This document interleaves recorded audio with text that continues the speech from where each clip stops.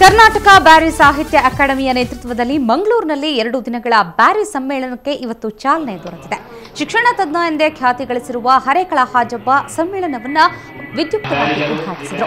ಬ್ಯಾರಿ ಅಕಾಡೆಮಿಯ ಅಧ್ಯಕ್ಷ ಎಂಬಿ ಅಬ್ದುಲ್ ರೆಹಮಾನ್ ಸಮಾರಂಭದ ಅಧ್ಯಕ್ಷತೆ ವಹಿಸಿದರು.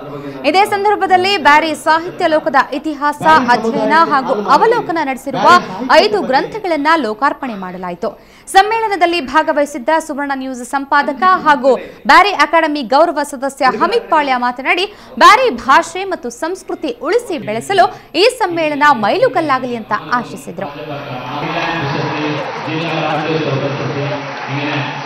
അതിൻ്റെ കൂടെ ഈ സമ്മേളനത്തിൽ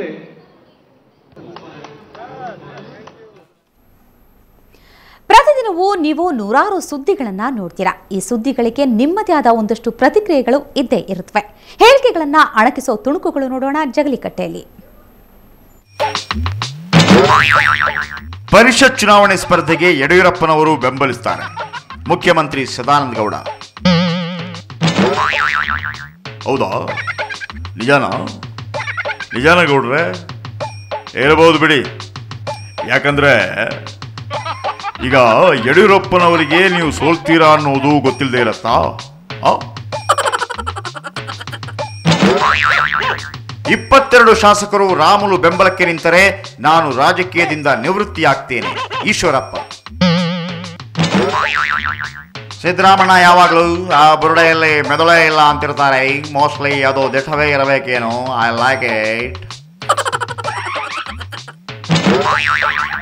ಈಶ್ವರಪ್ಪ ಜಗಳಗಂಟ ಕೆಸರಿದ್ದಂತೆ ಶ್ರೀರಾಮುಲು. ಜಗಳಪ್ಪ ಬುರುಡೆಯಲ್ಲಿ ಮೆದುಳು ಇಲ್ಲ ಅಂತಿದ್ರೆ ಜೊತೆಗೆ ಇವು ಬೇರೆನಾ? ಓ ಈಶ್ವರ, ಏನಪ್ಪ ನಿನ್ನ ಲೀಲೆ ಶಂಭುಲಿಂಗ. ಕರವೇ ಕಾರ್ಯಕರ್ತರಿಂದ ಟೋಲ್ ಕಾರ್ಮಿಕನಿಗೆ ಹಿಗ್ಗಾಮುಗ್ಗ ಗೂಸ.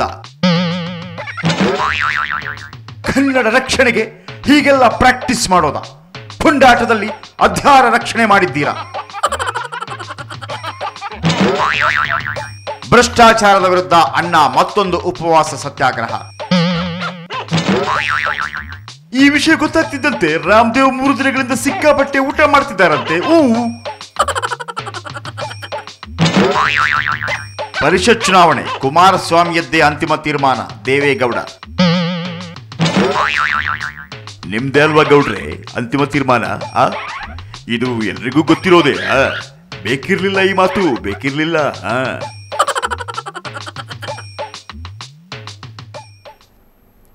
ಸದಾ ಸೀರಿಯಸ್ ಆಗಿರ್ತಿದ್ದ ವಿಧಾನಸಭಾಧ್ಯಕ್ಷ ಕೆಜಿ ಬೋಪಯ್ಯ ಇವತ್ತು ಜಾಲಿ ಮೂಡ್ನಲ್ಲಿದ್ರು.